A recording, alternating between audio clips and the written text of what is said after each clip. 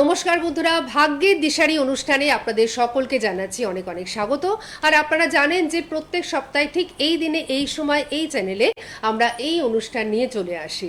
আর আমাদের মধ্যে উপস্থিত থাকেন তিনি কিন্তু আপনাদের মধ্যে ভীষণভাবে জনপ্রিয়, শুধুমাত্র তার নিজ গুণে, কারণ তিনি প্রত্যেকটি মানুষকে ভালো রেখেছেন এবং তার যে কর্ম, সেই কর্মের মাধ্যমে তিনি প্রত্যেকটি মানুষকে একটা আলোর সন্ধান দিয়েছেন।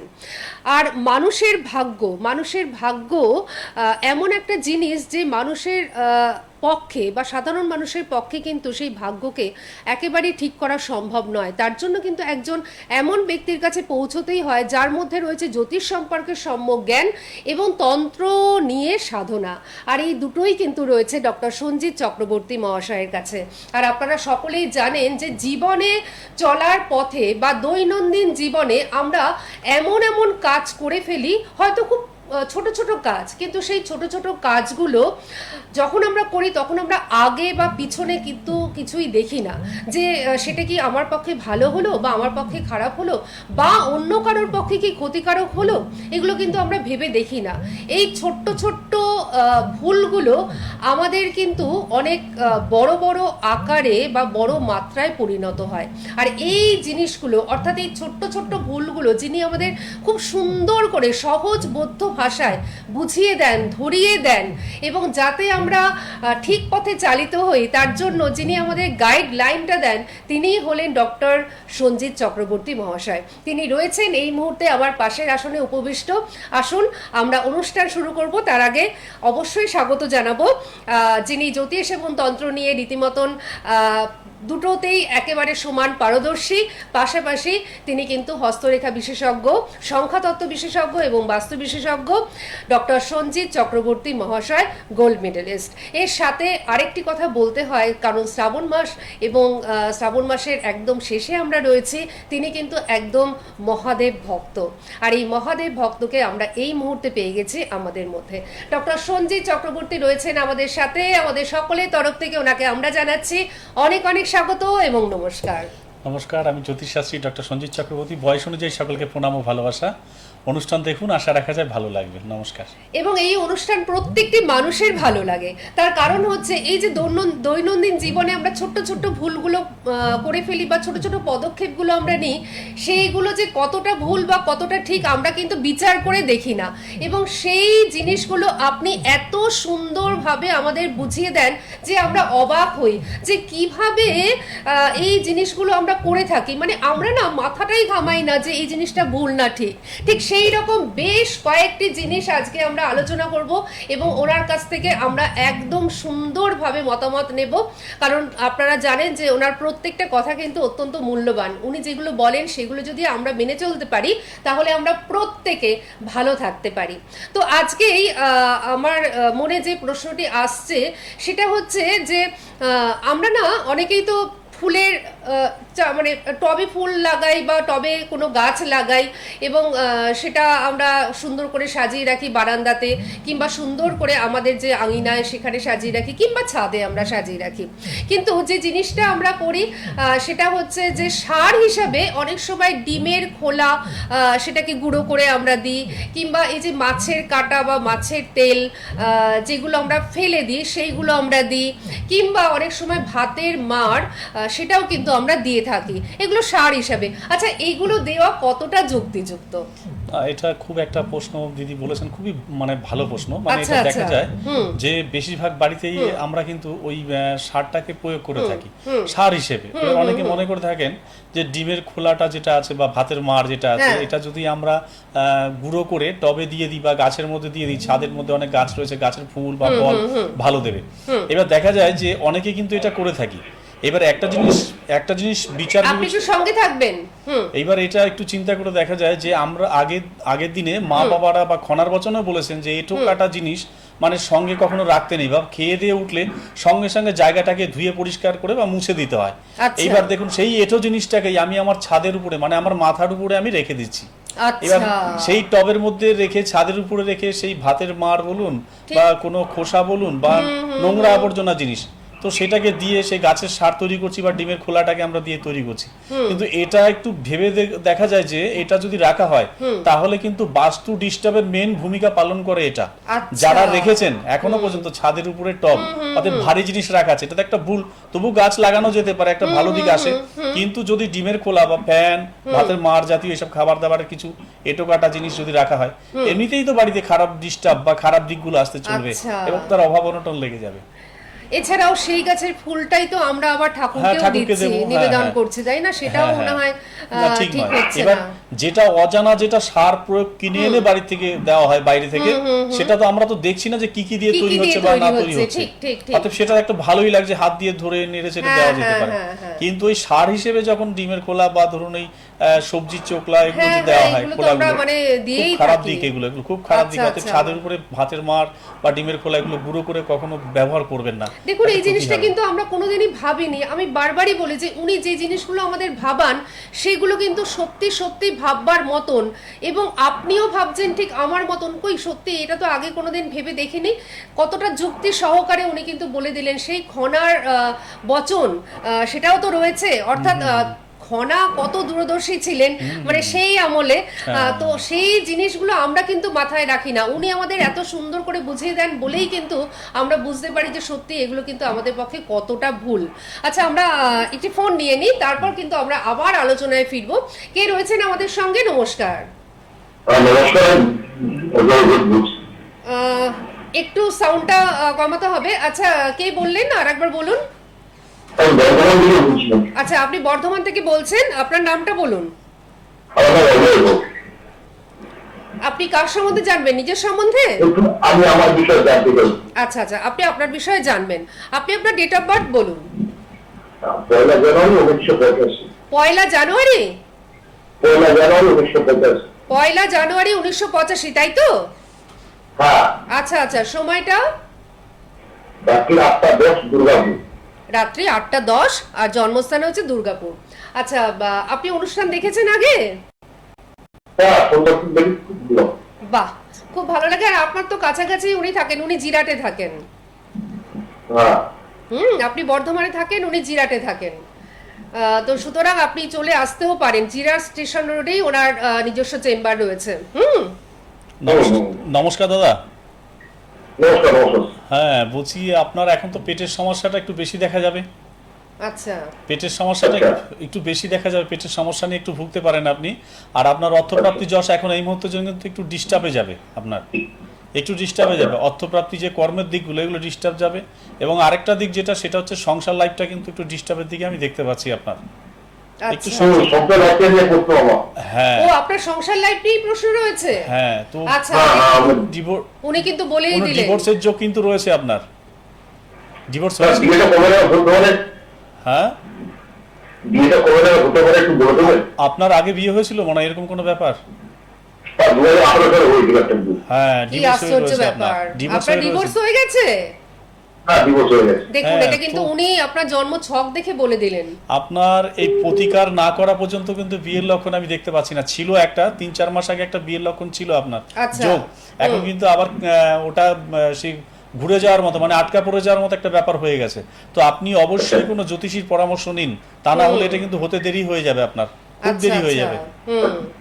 এবং একটা বিয়ে যখন ঠিক মতন পরিপূর্ণতা পায়নি, তখন কিন্তু দ্বিতীয় বিয়েটা যখন আপনি করবেন তখন কিন্তু একটু আমার মনে হয় যে অ্যাস্ট্রোলজিক্যাল গাইডলাইন নিয়ে এবং একদম সুন্দরভাবে বিচার করে তবেই কিন্তু আপনার বিয়েটা করা উচিত, তাই না? হ্যাঁ হ্যাঁ, ঠিক আছে। আপনি সঙ্গে থাকুন আর শুনতে থাকুন, দেখতে থাকুন।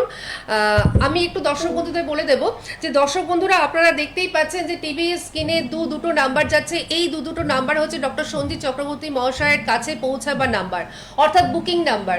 চেম্বারে আপনারা চলে আসতেই পাচ্ছেন। হুগলির জিরাটে ওনার কিন্তু নিজের বাড়ি, এবং সেখানেই রয়েছে বাসভবন, এবং সেখানেই রয়েছে চেম্বার, অর্থাৎ একদম স্টেশন রোডেই কিন্তু ওনার চেম্বার রয়েছে। এখানে আপনারা আপনারা পেয়ে যাচ্ছেন। এর সাথে সাথে আপনারা পাচ্ছেন কিন্তু বনগার বন্ধুরা, এটা তো আপনাদের জন্য একটা দারুণ সুখবর যে বনগাতে আপনাদের ডাকে সাড়া দিয়ে উনি কিন্তু চলে যাচ্ছেন। সুতরাং বনগার বন্ধুরা অবশ্যই কিন্তু আপনারা বুকিং করতে থাকুন। এছাড়াও মালদাতে ওনাকে পাচ্ছেন, মালদা টাউনে, এছাড়াও মেদিনীপুরে ওনাকে পাচ্ছেন, এছাড়াও দমদমে, কলকাতার মধ্যে দমদমে ওনাকে কিন্তু আপনারা পেয়ে যাচ্ছেন। সুতরাং যারা কলকাতায় ওনাকে দেখাতে ইচ্ছুক তারা কিন্তু দমদম চেম্বারের জন্য অবশ্যই বুকিংটা করে রাখবেন। এছাড়াও আপনারা পেয়ে যাচ্ছেন রাধেশ্যাম জেমস ময়দানে, অর্থাৎ হাওড়া ময়দানে, তাই তো, হাওড়া ময়দানে রাধেশ্যাম জেমস বলে যে দোকানটি রয়েছে, শপটি রয়েছে, এখানে ওনাকে কিন্তু আপনারা পেয়ে যাচ্ছেন। আবার বলে দিচ্ছি, হাওড়া ময়দানে রাধেশ্যাম জেমস, এখানে ওনাকে আপনারা পেয়ে যাচ্ছেন। সব কিছুর জন্য অবশ্যই বুকিং নাম্বার দুটো যাচ্ছে, এই দুটো বুকিং নাম্বারে আপনাদের অবশ্যই যোগাযোগ করে ওনার কাছে পৌঁছতে হবে। আচ্ছা, পরের বন্ধুকে আমরা নেব, তার আগে আরেকটি প্রশ্ন আমরা একটুখানি করে নিই। সেটা হচ্ছে যে অনেক সময় দেখা যায় যে স্বামীর আগে স্ত্রী খেয়ে নেয়। তো এই জিনিসটা কতদূর ঠিক, কতদূর ভুল? হ্যাঁ, এটা কিন্তু এটাও খুব একটা আচ্ছা, ভালো। আমরা কি একটা ফোন নিয়ে নেব, তারপর কি আমরা এই প্রশ্নের উত্তরটা শুনবো? আচ্ছা, আমরা একটা ফোন নিয়ে নিই, প্রশ্নটা থাক, প্রশ্নটার উত্তরটা আমরা শুনবো। কি রয়েছেন আমাদের সঙ্গে? নমস্কার, হ্যালো। ঠিক আছে। আচ্ছা, আমার মনে হচ্ছে লাইনে উনি নেই। ঠিক আছে, আপনি প্রশ্নের উত্তরটা দিন যে স্বামীর আগে স্ত্রী যদি খেয়ে নেয় সেটা কতদূর ঠিক বা কতদূর ভুল? এটা একটা ভালো দিক বা খারাপ দিক বলা যেতে পারে। অনেক সময় দেখা যায় যে কোনো স্ত্রী আগে, মানে বাড়িতে স্বামী রয়েছে, কোনো না কোনো কারণে সে রান্না বান্না করছেন এবং পরীক্ষা করার জন্য বা যেটাকে বলে টেস্ট করার জন্য অনেক সময় আগে নিয়ে একটু খেয়ে নিচ্ছেন, সেটা কিন্তু আবার আলাদা জিনিস। আচ্ছা, কোনো ভগবানকে নিবেদন করার আগে সে যদি মানে চেকে দেখা হয় যে টেস্টটা কত সুন্দর হয়েছে, এবং এটা বুঝতে হবে তার ভালোবাসা রয়েছে ওর মধ্যে, একটা মানে আবেগ প্রবণ রয়েছে, তাই টেস্ট করে দেখছে যে পরের জনকে যখন দেওয়া হবে সে যেন ভালো খেতে পারে, সেই উদ্দেশ্যে সেটা টেস্ট করা, সেটা কিন্তু আলাদা জিনিস।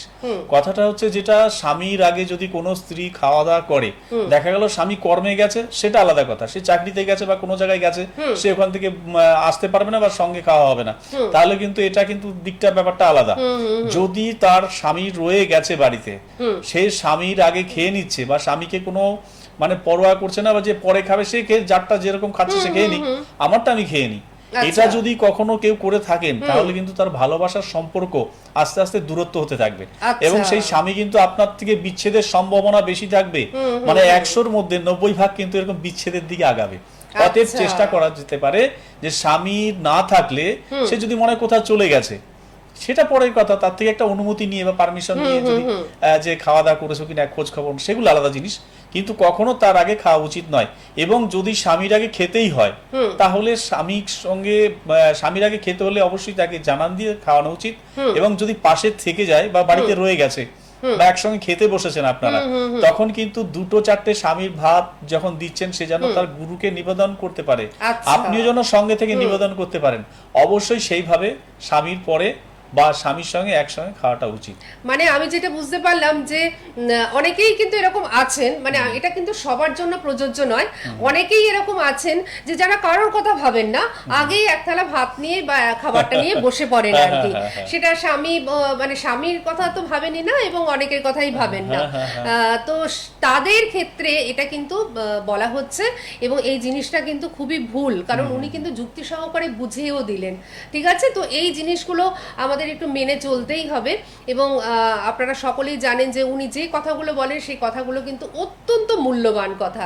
আচ্ছা, আমি পরবর্তী যে আমার প্রশ্ন রয়েছে সেটা হচ্ছে, অনেক সময় দেখা যায় খাওয়া সংক্রান্ত নিয়ে সেই প্রশ্নটা, অনেক সময় দেখা যায় যে পাতে না একটু ভাত রেখে দেওয়া, মানে পুরোপুরি খাওয়াটা হলো না বা পুরোপুরি খেতে ইচ্ছা করলো না, পাতের মধ্যে একটুখানি ভাত কিন্তু রেখে দেওয়া বা ছড়িয়ে ছিটিয়ে খাওয়া, তো এই জিনিসটা কত দূর যুক্তিযুক্ত? এটাও খুব একটা ভালো কথা, এগুলো তো আমরা চিন্তা করি না বেশিরভাগ ক্ষেত্রে। এবার দেখা যায় যে যখন আমরা খাবার খাচ্ছি, এবার খাবারটা রোজ খেতে খেতে পাতে দেখবেন এক কোনায় একটু লেবু বা একটা লঙ্কা দেওয়া হয়, কেউ না কেউ নেন, হয়তো সবার ক্ষেত্রে হয় না, কিন্তু নেন কেউ না কেউ, কোনো কারণে দেখা গেল ভাতের মধ্যে একটু চুল পড়েছে বা একটা লেবু লঙ্কা রয়েছে ভাতের কিনারে, সেই জায়গাটাতেই জমে একদম এইটুক করে ভাত রেখে রেখে রেখে রেখে খেতে খেতে এবার দেখা গেল ওটাকে ফেলে দেওয়া হয় এইটুক করে, যখন এইটুকু করে ভাত রোজ আপনি ফেলে যাচ্ছেন, সপ্তাহে হোক বা মাসে হোক 30 দিন যখন হবে, এইটুক করে জমতে জমতে একটা মানুষের খাবার পরিপূরক মানে এতটা তার জমেই যাবে। ও আচ্ছা 30 দিন, 30 দিন পরে সেই 30 দিনের দিন ওই যে ঘটনা ঘটলো, 31 দিনের মাথায় গিয়ে যদি কোনো না কোনো কারণে আপনার খাওয়ার ডিস্টার্ব হবেই, হয় পেট খারাপ হতে পারে, না হলে শরীর খারাপ হতে পারে, না হলে কোথায় বেড়াতে গেছেন আপনি সেদিন ভাত পাবেন না। ওই যে ভাতটা ফেলে দিয়েছেন, কারণ ভাত অভিশাপ দেয়। আচ্ছা। ভাত যখন অভিশাপ দেয়, মা লক্ষ্মী, একটু সঙ্গে থাকুন। মা লক্ষ্মী অন্নপূর্ণা সেখানে কোনো না কোনো কারণে সেই অভিশাপ লেগে যায়। এবং দেখবেন একটা জিনিস চিন্তা করে দেখুন, একটা চাষি মানুষ যখন সারাটা মাস 3 মাস চেষ্টা করে ধান ফলিয়ে সেই ঠিক, ধান ঠিক, ঠিক। পরিপূরক তৈরি করে তারপরে আমাদের কাছে নিয়ে আসছে, একদম। তাহলে কোন গাছের চাল আমাদের পেটে আসবে, কোন গাছের ধানটা আমরা খাবো, সেটা কিন্তু লেখা হয়ে গেছে অলরেডি ভগবানের দুয়ারে। ভগবান আমার এই কপালে লিখে দিয়েছে। অতএব সেই ভাতটা যদি আমার কপালে লেখা থাকে, আমার পাতে কিন্তু এসছে, আমার থালায় এসছে, আমরা কিন্তু সেই খাবারটা মানে কি বলবো, রোজ ইচ্ছা করে একটু একটু করে ফেলে যাচ্ছি। তাহলে সেই খাবারটা কিন্তু অভিশাপ অবশ্যই দেবে। কত পরিশ্রমের ফল আপনি পাচ্ছেন খাবার, অতএব এই খাবারটা যখন আপনি ফেলে দেবেন, অতএব আপনার খাবার সেই 1 মাস হোক বা 2 মাস হোক পরে কিন্তু আপনার শরীর খারাপ বা কোনো না কোনো কারণে সেই খাওয়াটা বাতিল হয়ে যাবে আপনার একদিনের জন্য। কত সুন্দর করে বুঝিয়ে আপনি বললেন। সত্যি এই জিনিসটা তো মানে মাথাতেই আসবে না যে ওই পাতের কোনায় একটুখানি নুন, একটুখানি লঙ্কা, একটুখানি লেবু, তার পাশে জমতে জমতে জমতে জমতে কতটা মানে বেশি হয়ে যাচ্ছে, এবং প্রতিদিনই এটা হতে হতে হতে হতে 1 মাসে কিন্তু সেটা অনেকটা পরিমাণ মানে একজনের খাবার হয়ে যাচ্ছে। সত্যি এটা কিন্তু আর একটা কৃষকের কত পরিশ্রমের ফসল আমাদের এই ধান। সুতরাং ধান হচ্ছে লক্ষ্মী, এবং সেই লক্ষ্মীকে আমরা অবহেলা করছি। মানে এই সত্যি এইভাবে, আমি তো প্রথমেই বলেছিলাম যে এইভাবে যে উনি আমাদের এত সুন্দর করে বুঝিয়ে দেন, তার জন্য এই অনুষ্ঠানটি আমার ভীষণ ভালো লাগে, এবং অনুষ্ঠানটি যারা দেখছেন তাদেরও ভীষণ ভালো লাগে যে ছোট্ট ছোট্ট ভুলগুলো তারা শুধরে নিতে পারেন। আচ্ছা, কে রয়েছেন আমাদের সঙ্গে? নমস্কার।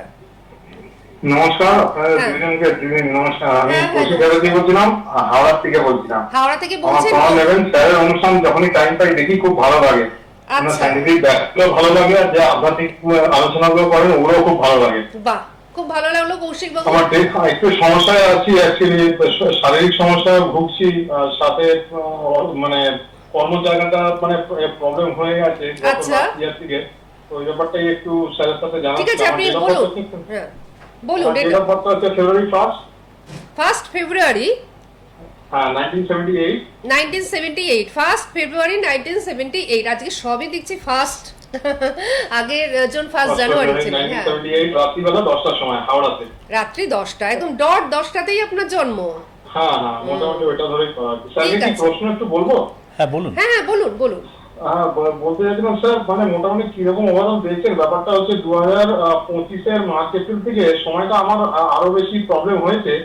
আমি প্রায় 19-20 বছর একটা কর্মেতে ছিলাম, একটা প্রাইভেট কলেজের সাথে যুক্ত ছিলাম, কন্টিনিউয়াসলি করেছিলাম 18-19 বছর। কিন্তু আমি তারপরে ওরা ওখান থেকে অনেক প্রেসার দিচ্ছিল, ব্যবহার খারাপ করছিল, সেই জন্য আমি বেরিয়ে এলাম, আউট অফ ইগো বলুন আর যাই বলুন। তো আমি জুন জুলাই 2025 একটা নতুন জবে ঢুকেছিলাম, সেটা 1 বছর মতন করলাম, আবার সেখানেও প্রবলেম হয়েছে অ্যাকচুয়ালি। তো এখন আপাতত ওই 4-5 মাস একটা জায়গায় করছি, বাট এটা খুব একটা ভালো মনে হচ্ছে না, স্টেবল মনে হচ্ছে না অ্যাকচুয়ালি। আচ্ছা, মানে আপনার স্যাটিসফ্যাকশন, প্ল্যাটফর্ম আর কি, প্রাইভেট স্কুলের একটা প্ল্যাটফর্ম, আপনার স্যাটিসফ্যাকশন হচ্ছে না, এটাই হচ্ছে ব্যাপার। হচ্ছে না। হ্যাঁ, ওভারঅল ভালো সময়টা কবে থেকে একটা দেখছেন চেঞ্জ হওয়ার, ভালো একটা সময় যেটা গোল্ডেন বলে। হ্যাঁ, উনি দেখছেন কোনো গ্রহ বা প্ল্যানেট একটু ভালো আছে কিনা আমার ক্ষেত্রে। ঠিক আছে, উনি বলে দিচ্ছেন। আর আপনাকে আমি এখান থেকে একটু সাহায্য করতে পারি। আপনি হাওড়ার কোথায় থাকেন?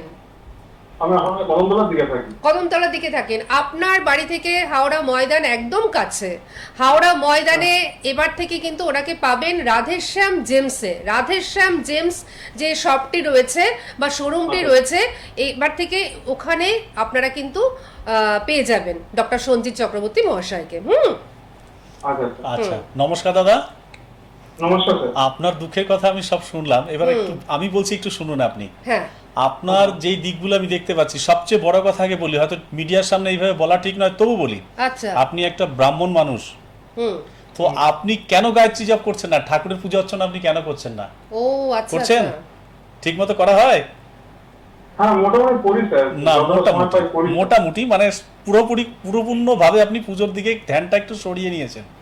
আচ্ছা, এবার একটা কথা বলি, একটু ধ্যান দিন আপনি, কারণ আপনার মধ্যে বহুত গুণ আছে, বহুত আগাম আপনি বুঝতে পারেন যে সামনে আপনার কি হতে চলেছে, পেছনে কি হতে চলেছে, কোন মানুষটা আপনার ক্ষতি করতে চলেছে, আপনি এগুলো বুঝতে পারেন। আচ্ছা, মানে তাই এই না?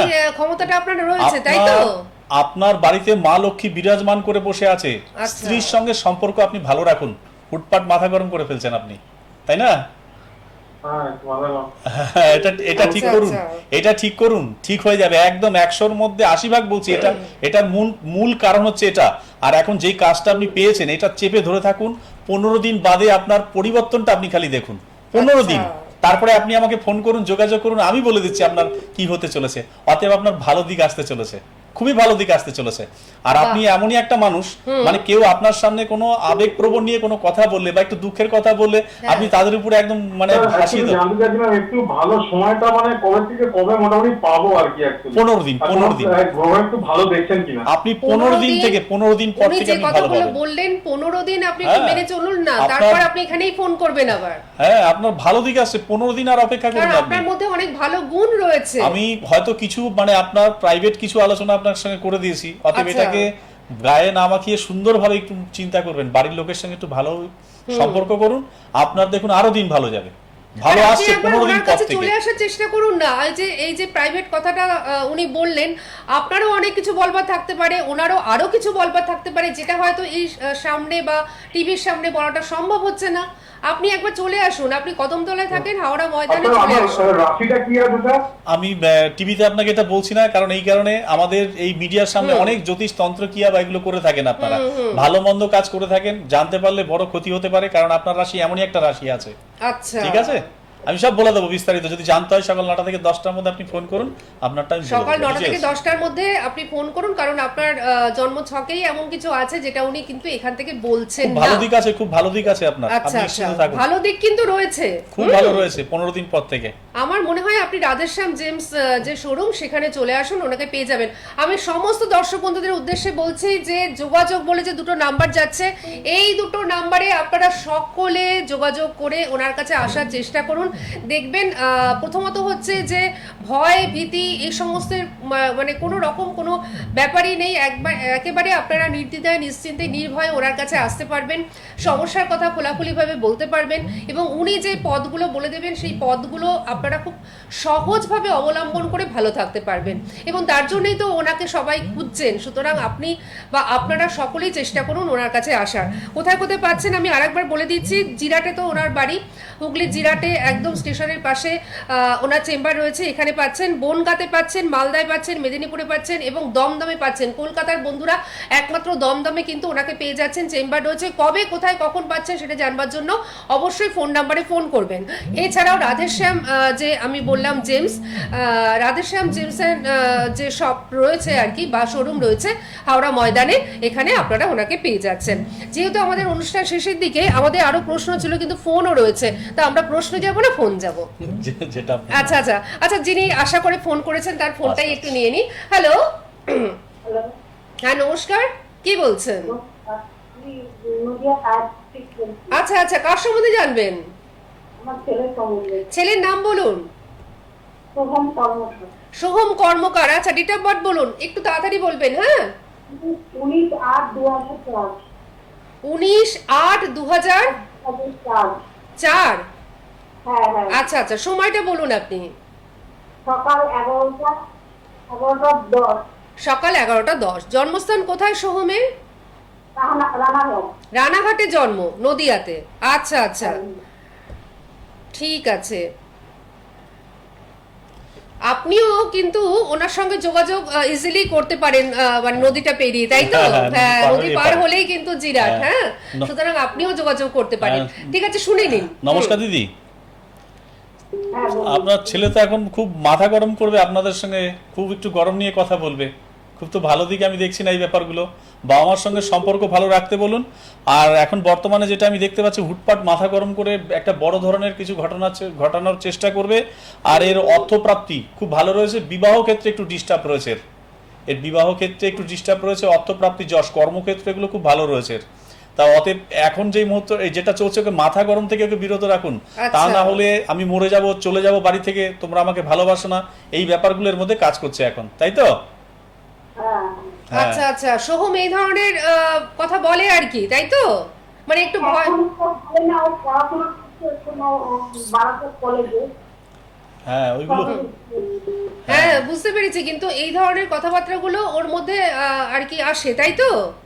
মানে একটু ভয় দেখানো বা হ্যাঁ, একটু ব্ল্যাকমেল আর কি, ইমোশনালি ব্ল্যাকমেল যাকে আমরা বলে থাকি। এমনি কর্ম ভালো আছে তো, কিছু আচ্ছা, বাধাপ্রাপ্ত আচ্ছা। হয়ে রয়েছে, আচ্ছা, এগুলো কিছু আচ্ছা। কাটান না করে নিলে এগুলো ঠিক একটু হবে না। কাটিয়ে নিতে হবে, সামনাসামনি এসে এখান থেকে শুধুমাত্র জেনে নিলে হবে না। হ্যাঁ আচ্ছা দর্শক, আপনি সঙ্গে থাকুন, ভালো থাকুন, আমাদের সময় একদম শেষ হয়ে গেছে, তাই আমরা আর এগোতে পাচ্ছি না, কারণ আমাদের অনেক প্রশ্ন ছিল, সেই সমস্ত প্রশ্ন নিয়ে আমরা কিন্তু আগামী সপ্তাহে ঠিক এই দিনে এই সময় এই চ্যানেলে চলে আসব, কিন্তু আপনারা দেরি করবেন না। আপনারা এখনো পর্যন্ত টিভি স্ক্রিনে যোগাযোগ নাম্বার দেখতে পাচ্ছেন, এই দুটো নাম্বারে যোগাযোগ করে ওনার কাছে আসার চেষ্টা করুন, দেখবেন প্রত্যেকে আপনারা ভালো থাকতে পারবেন, যেটা আমাদের সকলেরই কাম্য, তাই না? তো আপনাকে অনেক ধন্যবাদ এবং আপনাদের সকলকে জানাচ্ছি অনেক ধন্যবাদ। সুস্থ নমস্কার। থাকুন, ভালো থাকুন, নমস্কার। সোনার বাংলা, আমার সোনার বাংলা।